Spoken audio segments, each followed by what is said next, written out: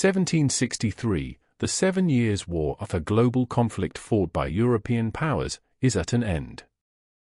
And the British Empire has emerged victorious. Dominating its French and Spanish rivals, it claims new territory in India, the West Indies, and above all, North America. France must accept the loss of nearly all its colonies, 3 million square miles of land, comparable in size to all Europe. The British now rule an empire on which the sun never sets. But in victory, the seeds of future conflict are sown. The enormous cost of the war has ballooned Britain's national debt. Interest payments alone consume more than half its annual spending.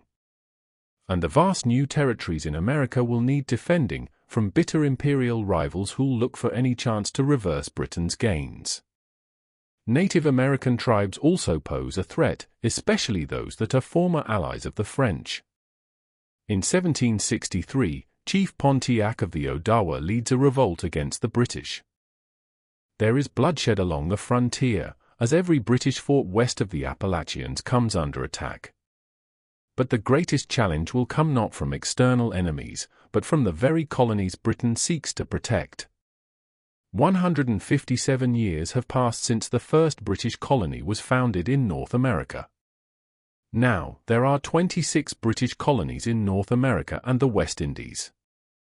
13 of these lie along America's eastern seaboard, where after years of prosperity and immigration, the population has passed 2 million. Arguably, there is more that divides these 13 colonies than unites them. Each has its own distinct character, history, and form of government.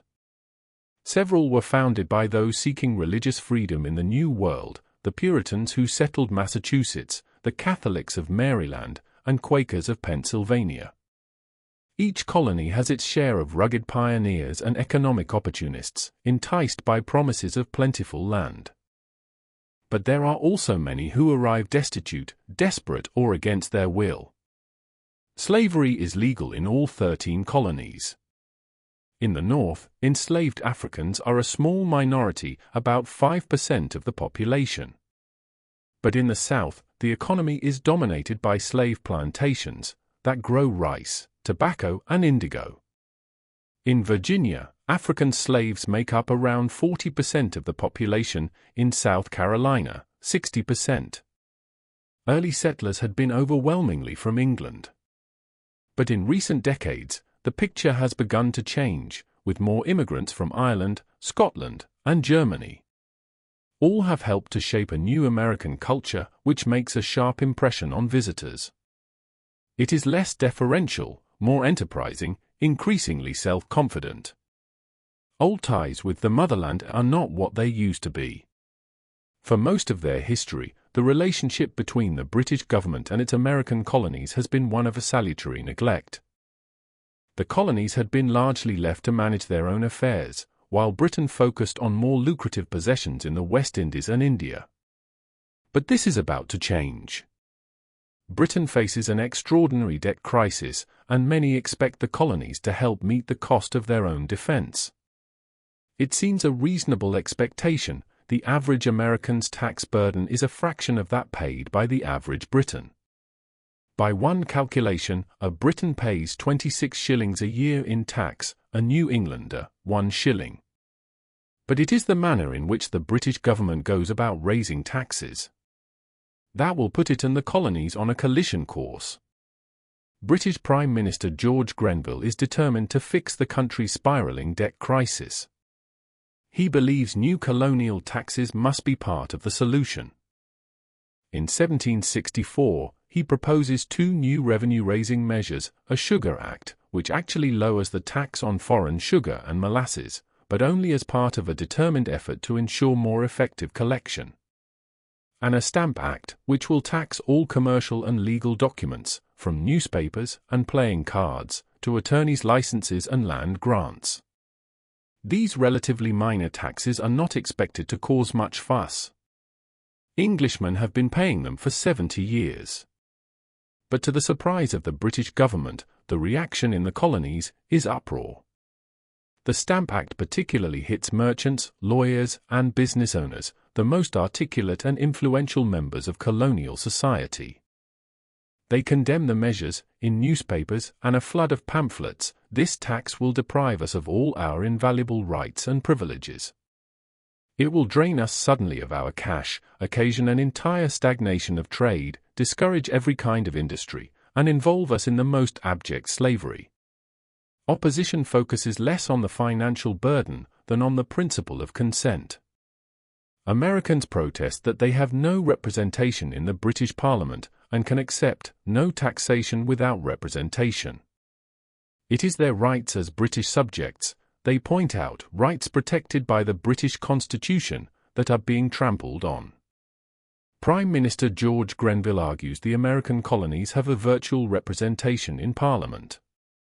That is, their interests are represented in a general way by all British MPs. After all, even most Britons don't have the right to vote in a general election. Grenville's argument does not win many backers, even in Parliament itself, where electoral reform is a fierce battleground. There is an idea in some that the colonies are virtually represented in the House. I would fain know by whom an American is represented here. Is he represented by any knight of the Shire, in any county in this kingdom? Or will you tell him that he is represented by any representative of a borough? A borough which, perhaps, its own representatives never saw. This is what is called the rotten part of the Constitution. It cannot continue a century. The Speaker is Pitt the Elder, a renowned former Prime Minister, who adds that this kingdom has no right to lay a tax upon the colonies. Throughout 1765, colonial assemblies meet to protest against the new acts. In the Virginia House of Burgesses, Patrick Henry emerges as one of the most radical leaders of colonial resistance. He proposes a series of resolutions, which are adopted by the House, resolved that the first adventurers and settlers of His Majesty's colony and dominion of Virginia brought with them all the liberties, privileges, and immunities that have at any time been held, enjoyed, and possessed by the people of Great Britain. Resolved that the taxation of the people by themselves, or by persons chosen by themselves to represent them, is the only security against a burdensome taxation. But there are bitter divisions within the Virginia Assembly. Some members believe Patrick Henry goes too far. Loyalty to Britain and the British Crown is deep-rooted. Conservative members succeed in removing his most radical resolution that only Virginia's Assembly has the authority to raise taxes in the colony. Among the regular observers at these debates, a brilliant 22-year-old law clerk named Thomas Jefferson. The divisions in Virginia are mirrored across the colonies as debate grows more heated and protests turn violent. Tax collectors are beaten up by mobs, driven out of town, or forced to resign. Tax documents are destroyed. Effigies of royal governors are burned or hanged from liberty trees. Meanwhile, delegates from 9 of the 13 colonies meet in New York, where they draft a petition to the British King, George III, and Parliament. While assuring Crown and Parliament of their unwavering loyalty, the delegates declare that it is their right, as Englishmen, to have no taxes imposed upon them without their consent. Colonial merchants begin to organize a boycott of British goods. The uproar, the possible damage to trade, plus the fact that taxes are clearly unenforceable, finally forces the British government to back down. The following year, 1766, the Sugar Act and Stamp Act are scrapped by a new British Prime Minister, Lord Rockingham. But the British Parliament does not back down over its right to raise taxes in America. The same day it repeals the taxes, it declares, Parliament assembled, had, and of right ought to have, full power and authority to make laws and statutes of sufficient force and validity to bind the colonies and people of America, in all cases whatsoever. The words seem calculated to outrage America's colonial assemblies, and convince many that though this storm has passed, another will surely follow. 1767, 1 year on, Parliament passes a new series of measures to raise revenue from the colonies and demonstrate its authority over them. They are named after the Chancellor of the Exchequer, the Townshend Acts. In the 13 colonies, they are met with howls of protest. Royal administrators are chased out of towns. Some tax officials are tarred and feathered, a brutal punishment, where the victim is paraded through the streets covered in scalding tar. A new term emerges for these rabble-rousers: patriots. Colonists who seek to avoid confrontation with Parliament become known as loyalists. Many communities, and even families, will soon be divided between these two camps. Though for now, most are somewhere in the middle. Among the patriots in New England are a group calling themselves the Sons of Liberty. Led by Samuel Adams, they include merchant and smuggler John Hancock, physician Joseph Warren, and silversmith Paul Revere. The crisis comes to a head in Massachusetts.